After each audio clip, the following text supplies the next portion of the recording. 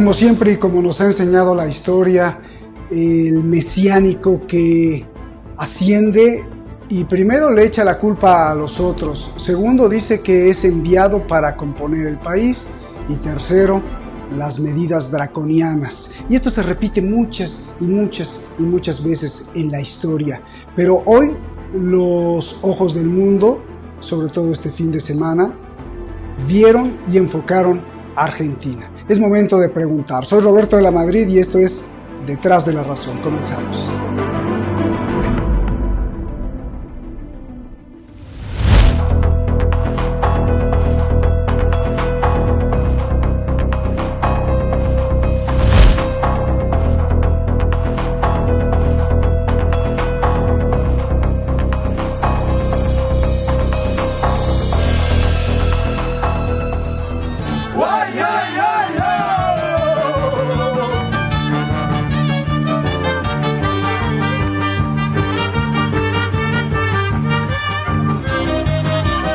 Esta fiesta es una fiesta muy importante, en especial y con mucho más sentido en el momento que nos toca vivir en Argentina. La principal lección es que la luz se impone sobre la oscuridad. Y después de tantos años de oscuridad y ocultismo, va a salir la luz. Y eso va a ser una revolución moral, porque lo vamos a hacer desde los valores.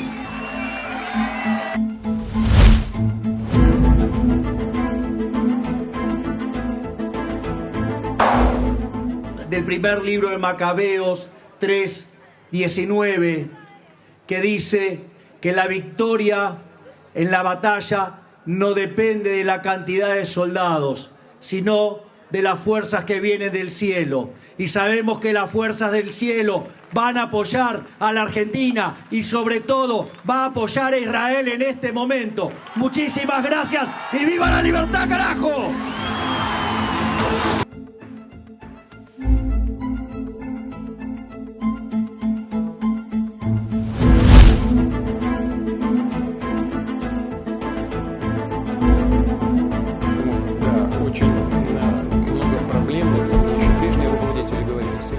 Ну, давайте начнем с Аргентины, чтобы потом к этому не возвращаться.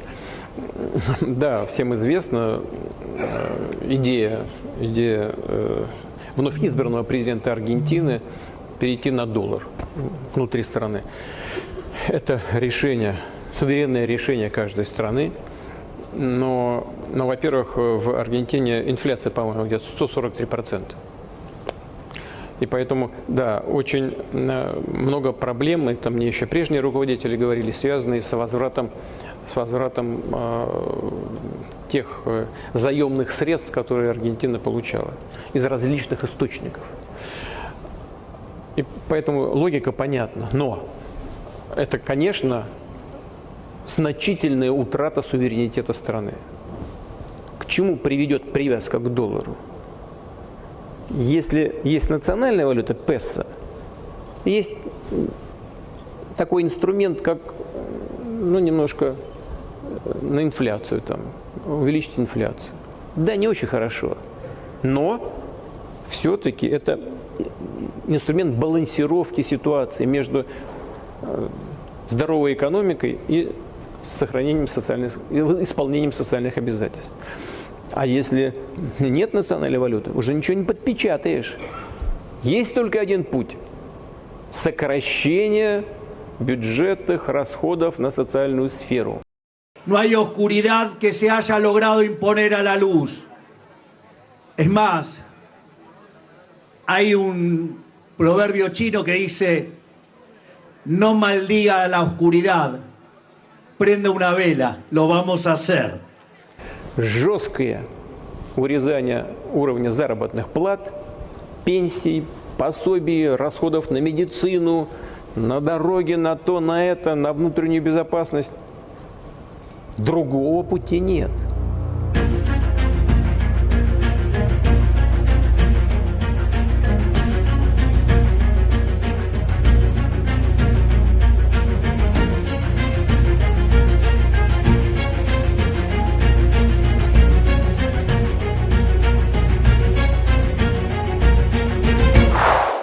muy constante el aumento de los precios, es por hora. Ayer se anunciaban aumentos nuevos, después del aumento de la nafta ya había todas listas nuevas. Y me está pasando con todo. ¡Viva la libertad, carajo! No, pero esto es precio viejo, todavía no lo saqué. Todo esto, los encendedores, es precio viejo. Subieron 100%, sin aplicar, no llego a tiempo a sacar los precios. Qué bárbaro. Es difícil que venda 10 encendedores en un día. Los encendedores comunes se vendían 350, 300, 400. Claro. El mínimo de un encendedor común, de los que te vienen y te dicen dame uno de los baratos, 700 pesos hay que Bueno, venderlo. el sábado... Exacto, candela. El sábado, amigos, Sí. paramos en un kiosco, compraron uno, dame uno de los baratos, dijo mi Sí. amigo, 600. Sí. Hoy ya ese precio quedó viejo. Sí. Está con nosotros un gran intelectual, catedrático, un gran intelectual reconocido internacionalmente, con muchas cátedras y conferencias en las universidades del mundo. Muchísimas gracias, Atilio. Te agradecemos mucho, el equipo detrás de La Razón, sobre todo el auditorio, te agradece mucho tu presencia. Tu primera reacción, tu primera impresión, tu primer sentimiento al ver a Javier Milei como presidente de Argentina, por favor. Mira, la verdad, la primera sensación es un poco de vergüenza, ¿no? Me siento como que estamos presentando al mundo a un personaje que realmente no reúne las características mínimas de lo que debe ser un presidente en un país de los nuestros, ¿verdad? Un personaje totalmente desequilibrado, que dice prácticamente cualquier cosa. Yo estuve siguiendo un poquito, Roberto, las cifras estadísticas que él produjo, etcétera, y realmente no tiene ninguna consistencia. Es un hombre que arroja así los números, los avienta así como les pega la gana, sin ninguna reflexión, y representa, ¿verdad?, un fenómeno que yo me atrevería a decir, ya que es casi una pieza de museo en la historia de las ideas, ¿verdad? Este tipo de creencias en que hay algo mágico que se llaman mercados totalmente desregulados, que hay un ogro en la historia y ese ogro que sería el Estado, ¿no es cierto?, y que hay que destruirlo, que si tú quieres acabar con la inflación, pues vas con una motosierra y haces estallar el Banco Central. Son ideas de un primitivismo, una rusticidad que realmente no tienen mucho que ver con lo que ha sido la evolución histórica, cultural y política de la Argentina, realmente. Entonces es un fenómeno aberrante a escala internacional, pero la gran pregunta es ¿cómo es posible que un personaje de ese tipo, que me imagino que será la preocupación detrás de La Razón, ¿no es cierto?, tu programa, cómo es posible que este personaje se haya encaramado y que haya obtenido una victoria apabullante, casi 56% de los votos? Yo creo que esto nos obliga a hacer un fuerte ejercicio de autocrítica a el gobierno anterior, ¿no es cierto?, el gobierno de Alberto Fernández y de Cristina Fernández de Kirchner. Creo que ese gobierno tuvo muchas falencias. Es cierto que le tocó un momento malo, ¿verdad? Le tocó en primer lugar la pandemia, cuando termina la pandemia comienza la guerra en Ucrania, de remate vino una sequía fenomenal, eso es cierto. Pero también es cierto que fue un gobierno que le faltó sensibilidad para ponerse en contacto con la gente, con su propia base social, para librar una batalla enérgica para contener la inflación. Y la inflación, Roberto, no es un accidente natural, no es como algunos piensan que es casi un accidente, digamos un terremoto, una inundación, un aguacero. La inflación es el aumento generalizado de precios en un país como es la Argentina, en donde la canasta básica del consumo popular está producida por aproximadamente unas 20 grandes empresas, a las cuales tú puedes, el gobierno tenía mecanismos para forzarlas a impedir que reajustaran sus precios a voluntad. pero no lo hizo. O sea, no es que no había instrumentos en manos del Estado, faltó la voluntad política y eso fue fatal. Y la inflación creó esta figura así absolutamente estrafalaria, reaccionaria, misógina, racista, habla de que inclusive, por ejemplo, nosotros, refiriéndose a su secta, somos hasta estéticamente superiores a los colectivistas, a los izquierdistas, a los comunistas, a los chavistas, a todos. Usa la categoría estéticamente superiores, que era la que se utilizaba en la Alemania nazi, ¿te das cuenta? Bueno, la pregunta, y con esto cierro, y discúlpame si me he extendido demasiado, la pregunta es, ¿se derechizó la sociedad argentina a tal punto, o lo que pasó fue más bien un estallido, que es mi tesis, un estallido de coraje, de bronca, de furia ante un gobierno que realmente abandonó a la gente? Eso es lo que hay que decir. Un gobierno que dejó a la gente abandonada. Un gobierno que hizo un buen trabajo en el tema de la pandemia, ¿verdad? Ahí del cuidado sí fue efectivo. La Argentina en ese sentido tiene una tasa de mortalidad por millón de habitantes menor que muchos países del mundo. Pero bueno, pero luego de eso, digamos, en términos socioeconómicos, nada. Entonces, yo creo que el voto de esa gente que tú estás viendo en la pantalla ahora es gente que está muy enojada con el gobierno, no es gente que esté en contra de los derechos de la mujer, ni esté en contra de los pueblos originarios necesariamente, ni sea xenófoba, pero sí era gente que estaba harta de un gobierno que no resolvía nada, y de repente apareció este personaje diciendo que él va a cambiar todo, que va a poner a la casta en su lugar, que le va a liquidar sus privilegios, toda una serie de mentiras, ¿verdad? Porque si tú miras el gasto público en la Argentina, eso que se lleva la casta, entre comillas, que además nunca se explicó muy claramente qué es, supongo que es el funcionamiento del Congreso y del Poder Judicial, es una fracción mínima del problema, digamos, la deuda que tiene el Estado argentino, el déficit. Pero bueno, eso pegó fuerte y evidentemente el hombre es un demagogo hábil, eso no lo quiero subestimar, ¿no? Es un demagogo hábil, capaz de suscitar este estado de ánimo así tan marcado, y bueno, y acá tenemos esos resultados, veremos qué es lo que hace y cuánto dura, ¿verdad? Porque si él aplica ese programa que ha prometido, la reacción popular puede llegar a ser muy, pero muy virulenta. Me encantó la explicación del cómo llegó ahí. Ahora me gustaría que tocaras el para qué. Parece muy complicada esta pregunta, pero en realidad es muy sencilla desde el aspecto, por ejemplo, de la semiología, de la antropología, de la sociología, de la epistemología, de la geopolítica.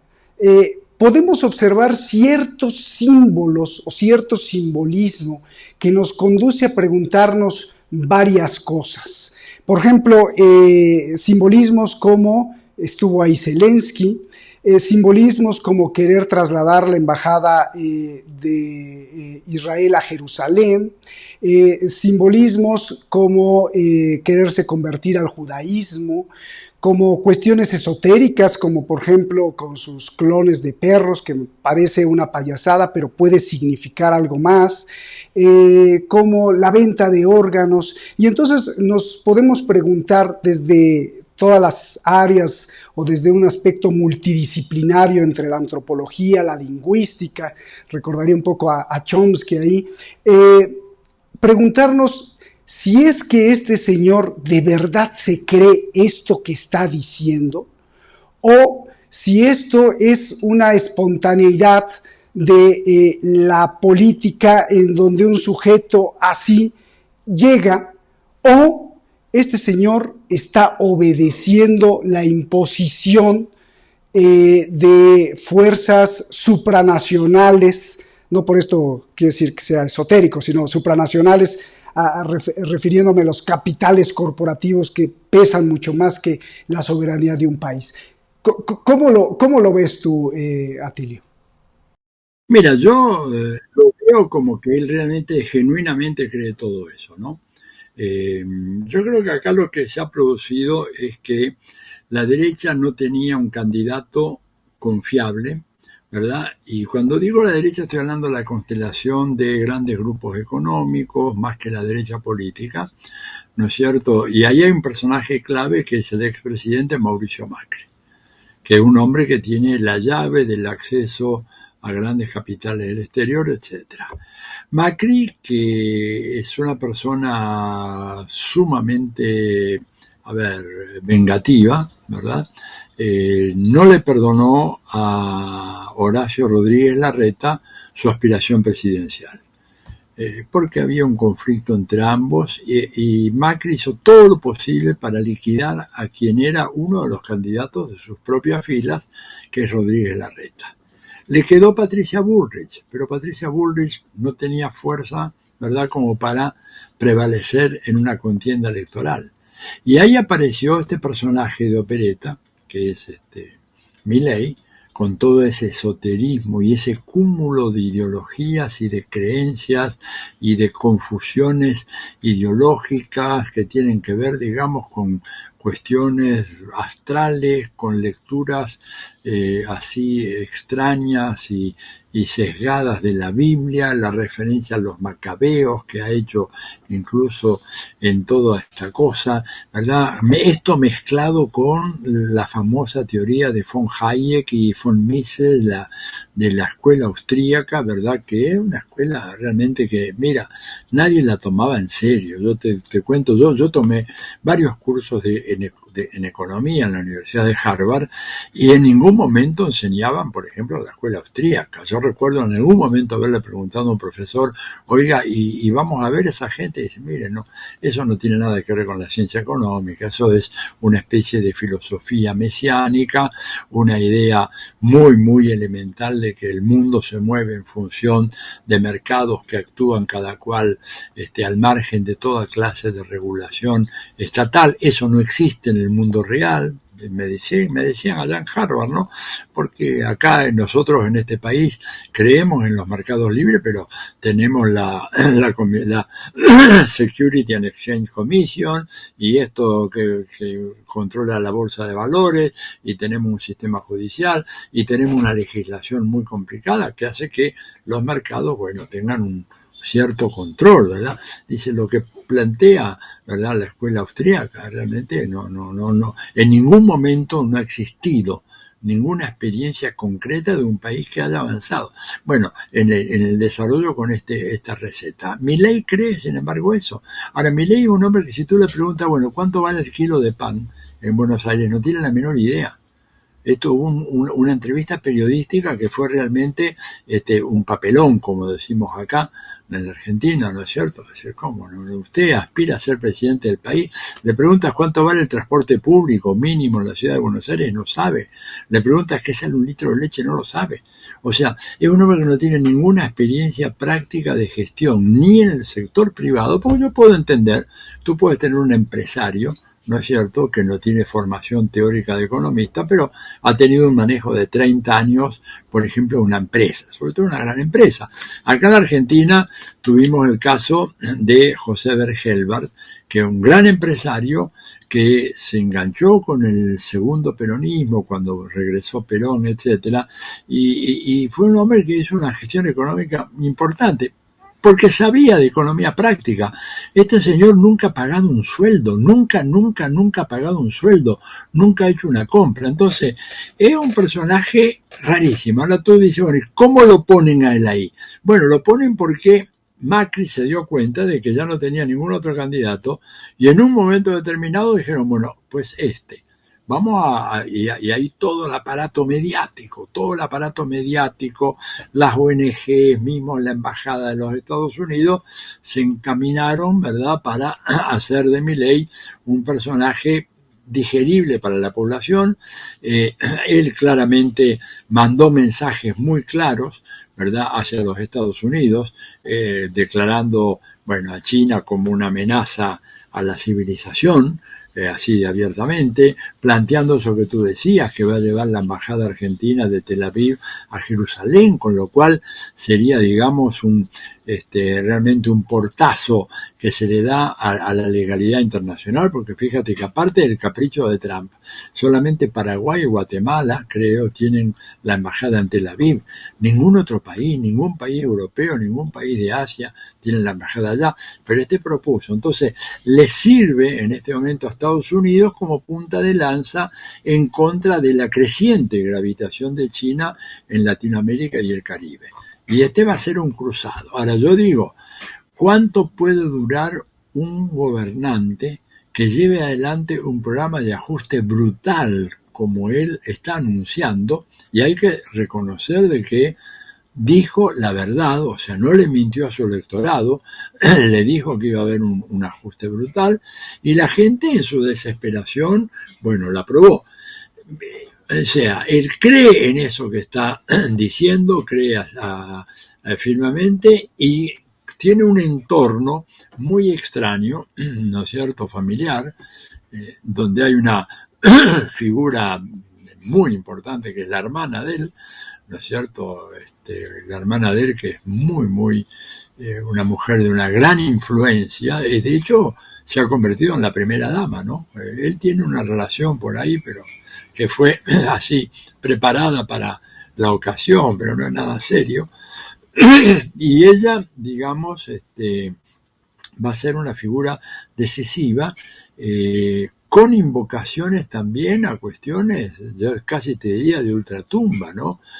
No solamente perros clonados, sino esta idea de que los cielos van a disponer de lo que puede ser el futuro y el éxito de este programa, todo lo cual evidentemente nos tiene sobre ascuas a nosotros, que bueno, estábamos preparados para admitir un gobierno que diera marcha atrás algunas de las políticas que se llevaron a cabo en los últimos años, pero no un salto hacia atrás tan brutal, en donde esta señora que se ve ahí, Victoria Villarruel, es una amiga, fue amiga de Videla y reivindica así, sin ninguna clase de reservas, todo lo actuado por la dictadura militar, lo cual habla realmente de un retroceso político fenomenal que estaríamos experimentando en la Argentina. Pero, vuelvo a repetir, y con esto cierro el argumento, habrá que ver si este programa se puede llevar a cabo en paz, si la gente lo va a aceptar, y cuando empiece a sentir los pinchazos, cuando él dice el ajuste lo va a pagar la casta, lo va a pagar el Estado, eso no es cierto. El único ajuste posible que tiene este señor es reducir los salarios vía control de la inflación, ¿no es cierto? O sea, hacer que la inflación de alguna manera coma los salarios y el Estado se declare presidente, y al mismo tiempo lo puede hacer a través del recorte de los gastos sociales del Estado, que en la Argentina son muchos porque hay todo un régimen previsional que es muy extenso y que cubre a la gran mayoría de la población de la tercera edad. Así que veremos si la gente admite esto, si admite la violación de ciertos derechos constitucionales, la libertad de trabajo, ¿no es cierto?, los derechos laborales, que ya están de alguna manera consagrados en la Constitución, y que si él quiere acabar con eso, bueno, va a haber un problema ahí bastante serio, de verdad, y por eso todo hace prevenir o presumir de que va a venir un momento difícil, bastante difícil para su gestión y para nosotros, los pobres diablos que estamos acá en este país, que nunca nos imaginábamos que íbamos a tener un gobierno como este. Bien, para nada, pobres diablos, no, para nada. Voces como las tuyas se necesitan en el mundo. La última, y nos vamos un minutito más, Atilio. ¿En qué momento de la geopolítica nos encontramos o se encuentra el mundo? Te lo pregunto porque en agosto pasado muchos aplausos en Johannesburgo, en Sudáfrica, en Pretoria, en Sudáfrica, muchos aplausos porque pues Argentina iba a jugar o va a jugar o iba a jugar un papel vital para la reconfiguración de las finanzas y del modelo geopolítico. con los BRICS, pero ahora Claro. se ve difícil. Por eso te pregunto, ¿en qué momento está el mundo de reconfiguración? ¿Ahora para dónde? Mira, el tema es crucial. Estamos en un momento de cambios profundísimos en la geopolítica internacional y en la geoeconomía internacional. Los BRICS se han convertido en un actor predominante en el escenario internacional. Si tú sumas el Producto Bruto de los 7 países del G7 y los comparas con el Producto Bruto de los BRICS originarios, los 5 originarios, y si a eso le agregas los 6 nuevos, ¿verdad? Vas a tener que este grupo BRICS Plus, o sea, el BRICS de los 5 más los 6, ya es mucho más gravitante en la economía mundial que el G7. Inclusive hoy, estamos hablando del 2023, 2024, ¿no es cierto? Ya inclusive hoy los BRICS están un poco por encima de lo que es la suma del Producto Bruto de los países del G7. Esto quiere decir de que hay toda una reconfiguración de la economía mundial. Vamos definitivamente hacia un mundo post-occidental, un mundo post-hegemónico y un mundo donde el centro de gravedad de la economía mundial claramente se ha instalado en el Asia-Pacífico y tiene como eje fundamental China, ¿verdad? País del cual acabo de regresar hace apenas 48 horas, ¿verdad? Y en donde cuando uno mira lo que ocurrió en China, el fenomenal avance económico, industrial y tecnológico, ¿verdad? Tecnológico de China, realmente queda muy claro de que ahí tenemos un centro de gravedad que va a fijar la pauta del funcionamiento del sistema económico y político internacional durante muchos años. Y lamentablemente Argentina ha dicho hasta ahora, por boca de su canciller, la señora Mondino, de que la Argentina no va a aceptar la invitación de ingresar a los BRICS, lo cual es un desplante con el presidente Lula, que fue muy protagónico en esto de lograr la invitación de la Argentina a los BRICS. Va a debilitar la influencia de Brasil y en general de América Latina en el sistema internacional, pero habrá que esperar un tiempo, porque una cosa son los grandes discursos en donde se plantean estas tesis así muy radicales, destempladas, de que no queremos el BRICS, etcétera, y luego cuando vengan los empresarios y le digan a este señor: oiga, vea usted que mire que los 2 países fundamentales del BRICS, que son Brasil y China, son los 2 principales socios comerciales de la Argentina. De manera que no nos conviene romper con ellos, porque nuestros negocios se van a ver seriamente perjudicados en caso de que usted persista en darle la espalda al BRICS. En todo caso, entre ahí y tenga un low profile, un perfil bajo, pero no puede usted darle un portazo y decirle: no quiero, no acepto su invitación. Caray, qué privilegio, bajando del avión y tomándonos pues esta entrevista. Gracias, Atilio, un gran abrazo, con mucho respeto, hermano, y no por ser religioso, sino porque creemos en ese mundo de igualdad. Abrazos, Atilio, gracias. Lo mejor para ti y toda tu familia. Un gran abrazo a ti, Roberto, que estés muy bien. Chao, chao. Gracias y a ustedes que nos ven en cualquier parte del mundo. Muchísimas gracias. Hasta la próxima.